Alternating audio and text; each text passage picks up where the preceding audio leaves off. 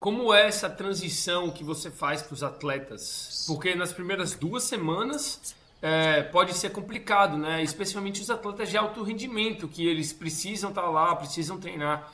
Como é as primeiras 2 semanas, eles pegam mais leve e depois eles começam a voltar ao treino gradativamente e você já tira o band-aid logo ou você faz uma transição alimentar assim mais duradoura? Porque tem muito atleta que vê esse tipo de vida, eu acho que eles vão gostar. Cara, eu faço o seguinte: tem um ponto importante aqui. Primeiro, 2 semanas, se a pessoa já for muito rápido, entendeu? Pode demorar até 12 semanas esse processo. E a maioria dos atletas não está disposta a encarar isso.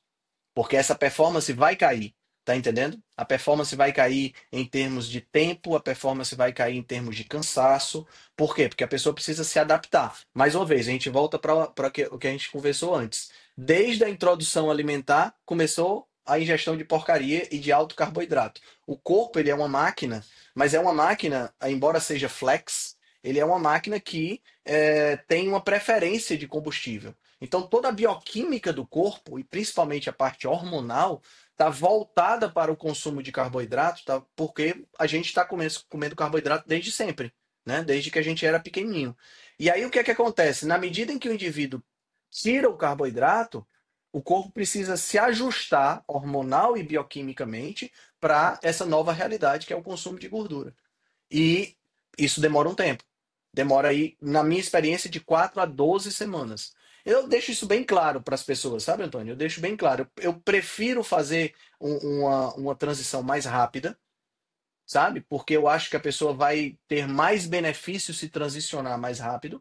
Mas eu tenho alguns atletas e alguns praticantes de exercício físico que preferem manter, por exemplo, o uso de gel de carboidrato durante provas. Sabe? Eu tenho atletas que preferem dessa forma. Não, eu treino, faço todo o meu processo de treinamento sem gel nenhum. Então, 90% da vida, 99% da vida da pessoa é sem nada de carboidrato. Isso é muito interessante porque estimula a biogênese mitocondrial, estimula o corpo dela a queimar gordura. Aí no dia da prova, ou a gente faz alguns testes antes, ela ingere o gel de carboidrato. É como se ela ligasse assim, tipo o efeito turbo, entendeu? Porque o gel de carboidrato, dentro de uma perspectiva de uma pessoa que não consome carboidrato, ele acaba dando um up muito grande em algumas pessoas. Já tem outros, como é o caso do Alessandro, por exemplo, né, que nós conhecemos, que o cara não consome carboidrato de jeito nenhum, muito menos durante a prova. E tem uma performance absolutamente maravilhosa. Então vai depender muito da pessoa, do objetivo da pessoa. Mas assim, eu sempre tento fazer com que o paciente entenda que esse tipo de prática, né, o uso do gel de carboidrato, por exemplo, não precisa ser, primeiro, na quantidade que essa galera usa, que é um negócio assustador. Eles usam 20, 30 gramas de carboidrato a cada 30, 40 minutos, cara. É um negócio assim louco. E primeiro que não precisa ser nessa quantidade, e primeiro que não é e segundo que não é necessário que você faça obrigatoriamente. A gente tem outras ferramentas, inclusive ferramentas na forma de cetonas, né, corpos cetônicos exógenos que a gente pode usar durante o treino. A gente pode utilizar óleo de coco. Tem várias alternativas que nós podemos utilizar para que a pessoa possa ter uma performance superior à performance de quem está usando carboidrato como principal fonte de energia, né? Precisa ser, as pessoas precisam ser educadas nesse sentido. Elas precisam conhecer esse universo. Eu estou, por exemplo, com um atleta que ela é atleta de mountain bike. Esse final de semana agora teve uma prova e ela resolveu usar gel de carboidrato. A gente chegou numa quantidadezinha um pouco menor de gel de carboidrato para ela utilizar. Ela tirou o primeiro lugar na categoria, mas fez a prova toda com dor de barriga. De que adianta isso? Tá entendendo? Então a gente já disse, olha, gel de carboidrato já está fora, não vamos mais usar esse negócio. Vamos priorizar outra fonte de energia durante a sua prova. Então a gente já está vindo com outras estratégias. Tá entendendo? Então, assim, a gente precisa Uhum. também muito fazer essa percepção da pessoa. E você vê que depois dessa fase de transição, os atletas, na sua experiência, estão melhorando a performance? Sim, sim. Eu tenho, por exemplo, eu tenho um atleta que é maratonista que ele sentiu esse baque no processo, né? Deu uma queda realmente, e no caso dele especificamente foram 8 semanas. 8 semanas depois, ele não só, porque aí tem uma conjuntura de fatores, né? Ele não só estava mais magro, isso é um ponto importante, porque ele, no caso, é atleta de corrida. Então, quanto mais leve você tiver, melhor. Ele estava mais magro e estava performando melhor. Ele fez a primeira, fez uma maratona, não a primeira, fez uma maratona agora em Paris e bateu o RP dele, né, o recorde pessoal, em quase 20 minutos nessa brincadeira. Foi impressionante, impressionante. Eu tenho um outro atleta que é triatleta e a última prova que ela fez agora em Florianópolis, zero carboidrato, tá? Esse atleta de maratona ainda usou gel de carboidrato durante a prova. Essa triatleta usou zero carboidrato. Ela bateu em 10 minutos o recorde pessoal dela nas 3 provas do triatlon. Melhorou na natação, melhorou no ciclismo, melhorou na corrida. Em 10 minutos cada um das provas. É um negócio assim, impressionante. Entendeu? Então, assim, é muito do atleta, tá entendendo? A gente sempre vai ter, Antônio, esse é um ponto que eu gosto de deixar bem claro. A gente não precisa ficar, como os outros nutricionistas ficam, fixados no carboidrato. A gente não precisa ficar fixado na gordura de tal forma que a gente esqueça que a coisa mais importante é o objetivo do paciente, né? Claro, tem um limite ético em determinados aspectos, né? Eu não vou nunca sugerir uma dieta vegana para o meu paciente, porque eu acho que a dieta vegana é uma dieta antiética. Porque eu vou estar sugerindo uma dieta de baixo valor nutricional que vai agredir o corpo do meu paciente. Eu não posso, isso eu não consigo fazer. Mas eu vou ter. Pausa no vídeo para uma pergunta especial. Qual é o maior órgão do corpo humano? Isso mesmo, a pele. O problema é que a maioria das pessoas passa isso aqui na pele. Mais de 20 compostos químicos que são absorvidos pelo seu corpo. Finalmente alguém fez algo diferente. A Mubalm criou o creme mais simples e eficaz de todo o Brasil. Sebo bovino, óleo de amêndoas e essência de baunilha. Protege, hidrata, é tão bom que você poderia até comer. Eu confio demais nessa marca, senão nem botaria no meu corpo. Acesse www.mubalm.com.br e use código Antônio para 10% de desconto. Não tem ficado bom. É até gostoso. Pacientes que vão querer fazer uma dieta com um pouco mais de carboidrato. Vou ter pacientes que vão querer fazer uma dieta com menos carboidrato, pensando nos atletas, tá? Pensando nos praticantes de atividade física.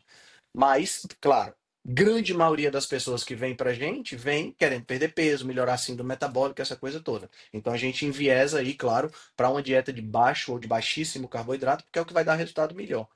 Então é muito um acordo, entendeu? E principalmente manter. Eu gosto de comparar o trabalho do nutricionista ao Batman, né? O Batman tem um cinto de utilidades e ele tem uma ferramenta para cada situação específica. O nutricionista tem um tipo de dieta para cada situação específica e ele vai aplicar isso aí de acordo com a necessidade.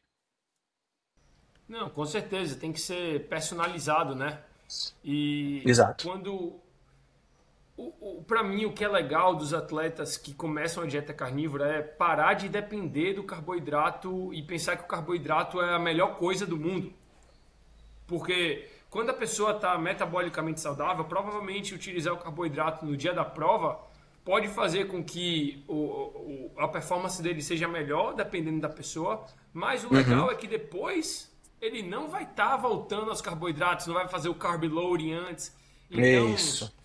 ele vai melhorar dessa síndrome metabólica ali, que até você comentou sobre o triatleta, que era campeão de tudo, magrinho, mas por dentro estava todo lascado. E o Medeiros também já tinha comentado até isso comigo quando eu conversei com ele, que muitos atletas hoje em dia, quando param de competir, percebe que estão com diabetes ou com hipertensão, com essas doenças crônicas que você não acharia comum em atletas. Eu tenho até curiosidade de saber no futebol, no mundo do futebol, isso. Se é o caso também, porque eu tenho vários amigos atletas de futebol Uhum. que eles comem muito carboidrato mesmo. Cara, no futebol não é diferente, né? Se a gente me vem à mente duas pessoas agora de cara. Se você pegar o Rogério Ceni, por exemplo. O Rogério Ceni, quando era goleiro lá do São Paulo, ele era em forma. Eu não sei como é que ele tá hoje especificamente, mas ele foi Tá técnico de um mal. time daqui do. Foi técnico de um time aqui do Ceará, o Fortaleza, né? E, cara, enorme de gordo. Achei que eu tava com papudo. Tá entendendo? Quer dizer, é fácil de entender o que acontece. O cara tem um ritmo de treino gigante, né? Porque esses atletas profissionais treinam muito, que consegue manter o peso sob controle. É assim, pessoal. Não é que ele está eliminando os efeitos deletérios do que ele está fazendo. Não elimina, tá? Mas o exercício ajuda a diminuir a velocidade de ficar ruim. Não é entendendo? Pode ter certeza que se o Lionel Sanders, né, que é esse triatleta que eu acabei de citar, se ele tivesse não tivesse competindo, ele tinha ficado ruim muito mais rápido. Tá entendendo? Não é o caso da pessoa que está competindo. Ela vai é como se o exercício desse uma segurada no processo, mas o exercício não vai segurar para sempre. Só que aí no caso o cara se aposenta, aí lascou, né? Quando se aposenta, meu amigo, o nível de atividade física cai, porque o cara não vai ficar treinando 8 horas por dia, não é mais a profissão dele, né? O nível de atividade física cai, o cara está completamente dependente do carboidrato, o que você falou é fato, você fica dependente do carboidrato realmente. E na hora que você fica dependente do carboidrato e você para de treinar, meu amigo, o desastre é certo. Porque você não consegue ficar sem o carboidrato. São anos e anos e anos ingerindo altas quantidades, o teu corpo está hormonalmente dependente de carboidrato. Você tem que comer de 3 em 3 horas, tem que comer de 2 em 2 horas. Insulina sobe, insulina desce, grelina sobe, grelina desce. E você está muito dependente desse fluxo de energia, que é diferente quando você tem um fluxo de energia vindo da gordura. O fluxo de energia que vem da gordura, ele é muito mais duradouro. Tem até um estudo do David Ludwig que mostrou isso, que quando você tem uma refeição de carboidrato, a energia sanguínea, vamos dizer assim, que são as moléculas que fornecem energia no sangue, elas duram em média 1 hora e meia, 2 horas. Depois elas despencam. E é exatamente o que você tem. Aquele pico de saciedade e depois fome de novo. Quando você tem uma refeição baseada em gordura, o que acontece é que você tem de 6 a 8 horas essa energia, essas substâncias energéticas circulando. Então você não tem fome por esse período. Tanto é que você se sente muito mais saciado, né? Sem contabilizar a questão da acuidade cerebral. Eu estava, esse final de semana agora, meu sobrinho foi fazer vestibular na UES, né? E assim, o UES é a Universidade Estadual do Ceará. E aí os adultos estavam conversando e conversando sobre como o pessoal que vai pro Enem leva porcaria para comer durante o Enem. Chocolate, não sei o quê, porque o nível de pesca, né, de cola ficou tão grande nos vestibulares que ele disse que praticamente tem que tirar a roupa para poder entrar na sala, para checar se não tem escuta, se não tem pesca em algum canto. O chocolate, por exemplo, que leva, tem que tirar da embalagem, só pode levar, sabe? É um negócio assim, bem espartano mesmo. Aí meu pai perguntou: e por que leva chocolate? É por isso, porque o cara vai passar, sei lá, 6 horas fazendo uma prova e o cérebro dele não aguenta. E não aguenta por quê? Porque ele está totalmente dependente de carboidrato. Tá entendendo? O tempo todo dependente do influxo de energia que sobe, desce, sobe, desce. Se essas pessoas descobrissem a maravilha que é fazer uma dieta cetogênica, uma dieta carnívora, dando, claro, tempo para o corpo se adaptar, porque também não adianta. Eu vou fazer o Enem amanhã, eu vivo comendo carboidrato, eu vou fazer dieta cetogênica amanhã, eu vou fazer jejum amanhã. Não vai funcionar. Você vai morrer de fome durante a prova. Mas se você vem se preparando e ao longo desse preparo você transita para uma dieta cetogênica e começa a fazer jejum, meu amigo, não tem ferramenta melhor do mundo para você ficar mais esperto, melhorar a sua capacidade de raciocínio durante uma prova, que é você estar em jejum ou estar fazendo uma dieta com base em gordura. Não tem nenhuma, não tem como. Porque as cetonas são o combustível principal do cérebro. Não tem por onde correr.